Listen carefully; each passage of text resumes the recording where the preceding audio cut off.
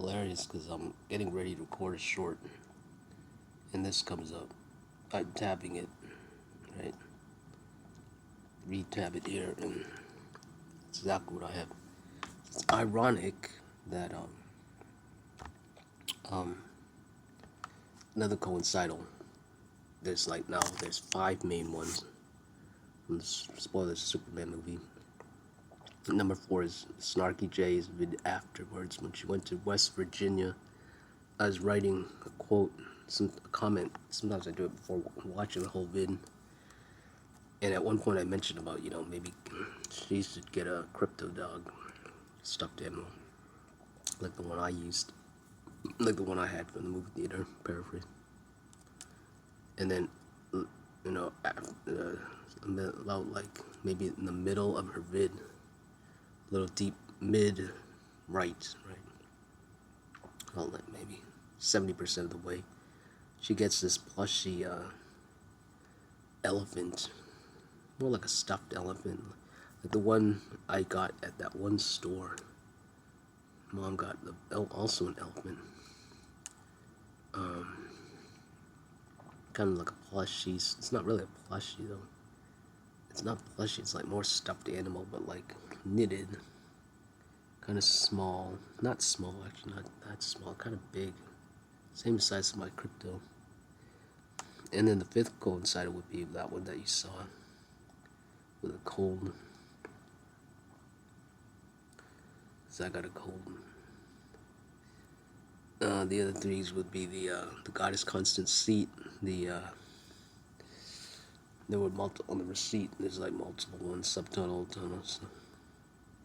I got the main ones, and then the text at the beginning of the movie, and then spoilers. Eve is in 3, her earrings.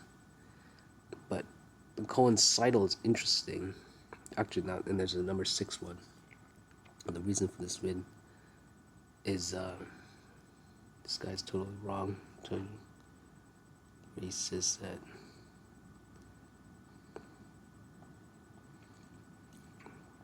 he doesn't think there's this no, not that.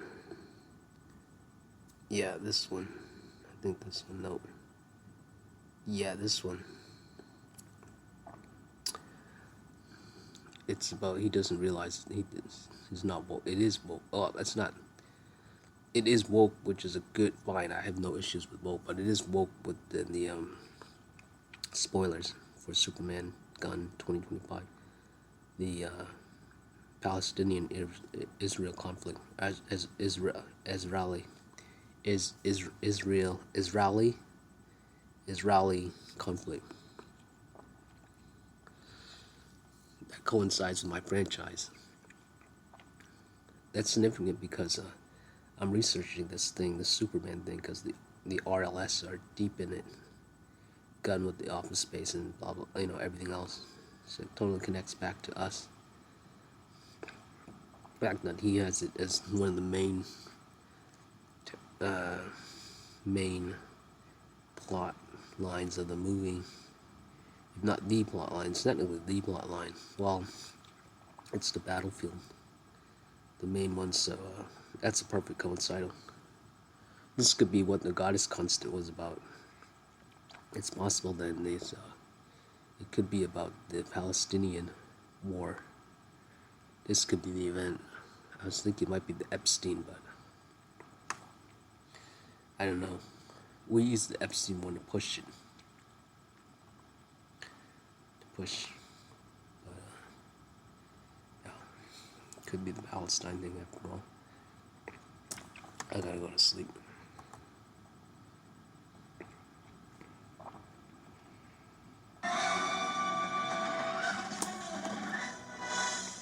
Welcome back to Lecture Reviews on Magic Day, and Dave reckoning's finally upon us, folks. James Gunn's beat Opportunity DC Universe with Superman, another rebooted character after WB got tired of fucking Henry Cavill over. Now, I've gone on record many times on my love for Man of Steel. I'm an avid defender of that film, finding it criminally underrated, and for my money, it is my go-to Superman film. Watched it the other day before seeing this movie, and I still love it. So I will admit, in the interest of fairness, I was a bit salty when WB hired back Henry Cavill. Superman was a very messy, very mixed bag. That being said, it's not without its moments, it is not without merit, and it is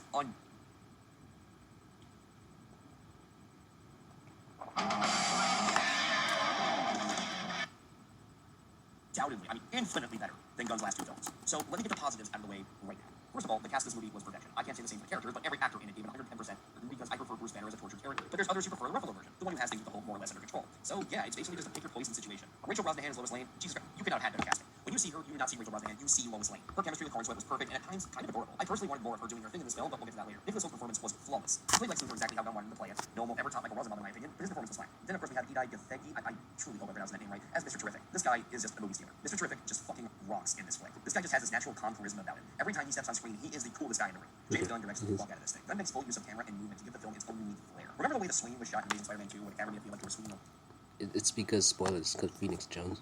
around with Spider-Man? Even though there might be some issues with Phoenix Jones.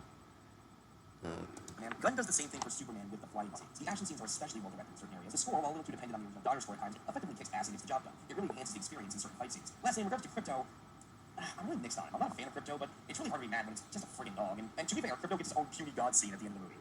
If you've seen it, you know what I'm talking about. If you haven't, watch out for it. Now we're gonna get into the negatives. I praised the filmmaking. I praised the actors. I praised some of the action. I praised the score. Notice how I did not praise the writing, because Superman is a storyless mess. This movie hops around from one random thing to another, feeling as if it's being made up as it goes along. Let me run down with you how it was like watching this movie for me. Okay, Superman is hurt. Oh, but he's instantly healed by the sun. Oh, and then he's going to fight. Oh, he's going to kick ass now. No, he's getting hurt again. And the guy who's fighting just ran away and played to Nintendo or something. I don't really know what happened.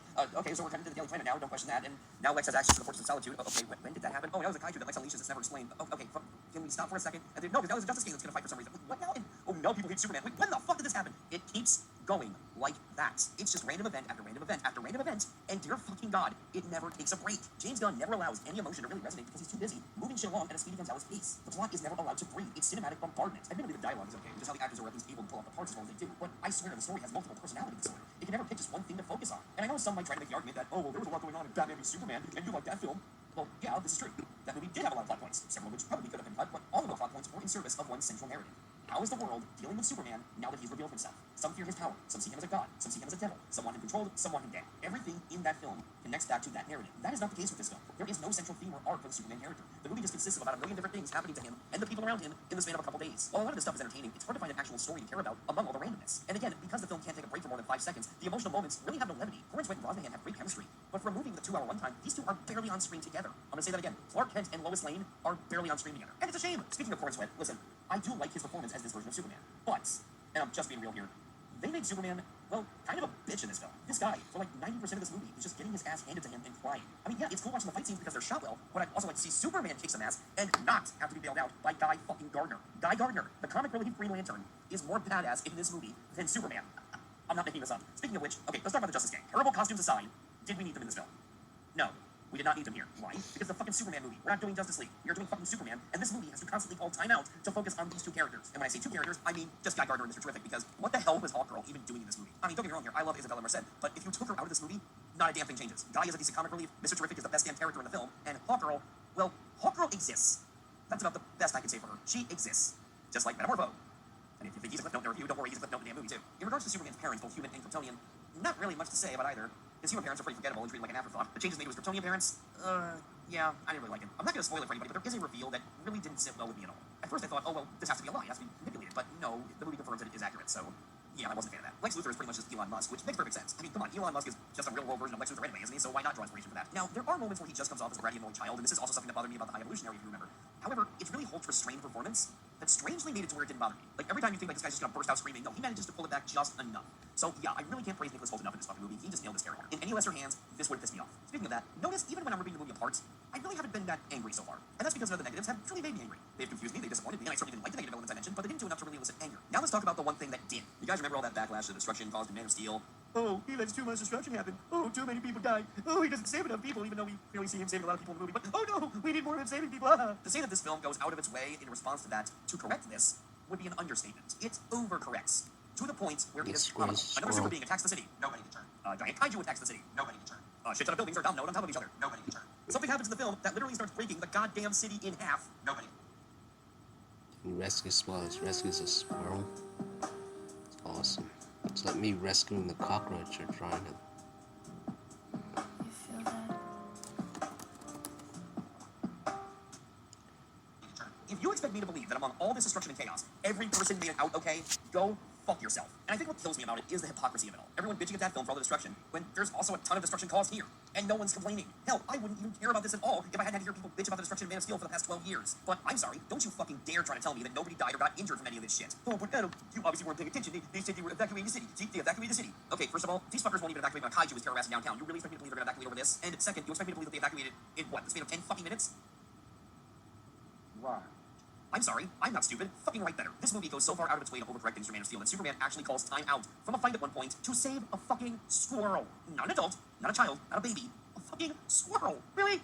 Ugh. But yeah, that was the only thing in the movie that legitimately made my blood boil. And again, it's not the fact that there's destruction or scenes of him saving people. I welcome both of these things. It's the hypocrisy of people. You cannot crap on this movie for one thing and then praise this for doing the same thing. That's bullshit. So overall, like I said, the movie ultimately made my blood boil. A fucking squirrel at one point to save a fucking squirrel. It goes so far out of its way to overcorrect things for Man of Steel that Superman actually calls time out from a fight at one point to save a fucking squirrel. Not an adult, not a child, not a baby. A fucking squirrel. Really? Ugh. But yeah. I love squirrels.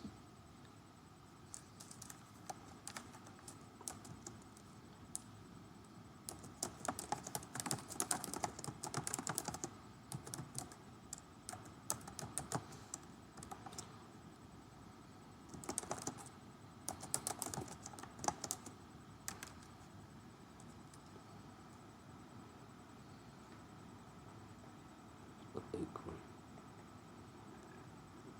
Go.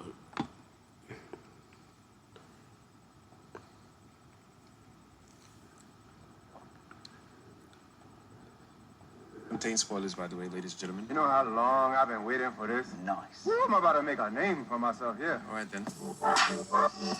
Best thought you have in your mind is to send the last of your kind and your only son or your only child to another planet to take over the planet. It even makes me wonder why this wasn't done before. Like, why is it not? Because I don't know. It's weird. I know this guy.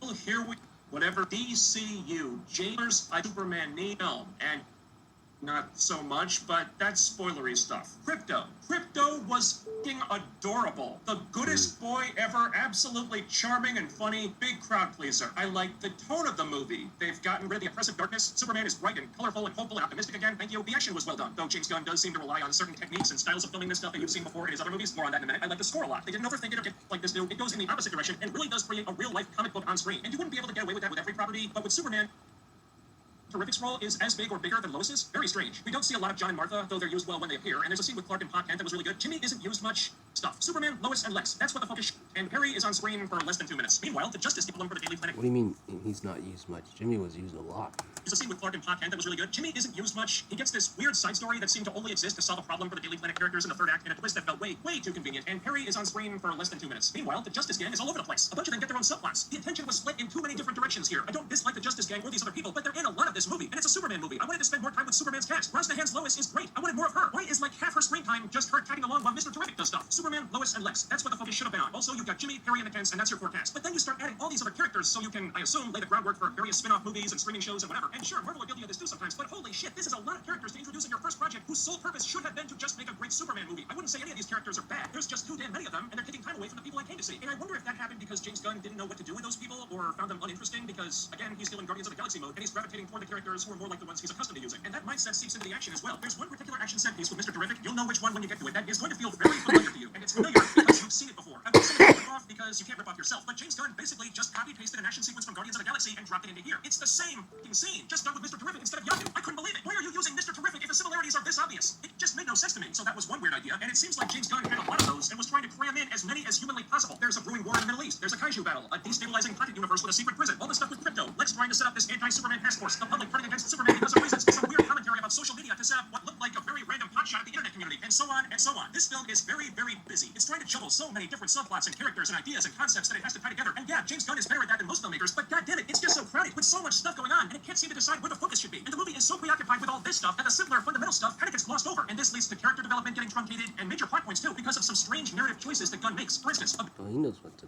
It's on the Palestinian war. big crux of the story is a particular event that happens before the movie begins, and it gets talked about a lot throughout the film, but we never actually see it. Then you've got Clark and Lois. There's that scene from the trailer, a particular event that happens before the movie begins, and it gets talked about a lot throughout the film, but we never actually see it. Then you've got Clark and Lois. There's that scene from the trailer where Lois is interviewing Superman about how he stopped 2 foreign nations from going to war with each other. It's a great scene. We see that this is a Superman who's still young, he's still new at this, and he has kind of a simplistic view of what he should be doing as a hero. His mentality is, I'm going to save this person, or break up this fight, or stop this war because it's the right thing to do, and people will die if I don't. But then Lois comes out and like, well, it's more complicated than that. There's all these geopolitical ramifications of a metahuman representing America getting involved in a foreign conflict and blah, blah, blah. Did you consider that? And Clark's over here like, Saving money feels right. Just like when I think Teresa's right. Lois, I just want to help people. I just want to make the world a better place. Can I do that? Is that so wrong? So you think, okay, that's the story. The movie's about Clark trying to be the old-fashioned do-gooder in a world where doing good is a really complex thing because of all this political nonsense. Trash. A cheese only. Movies that cost $60 million less than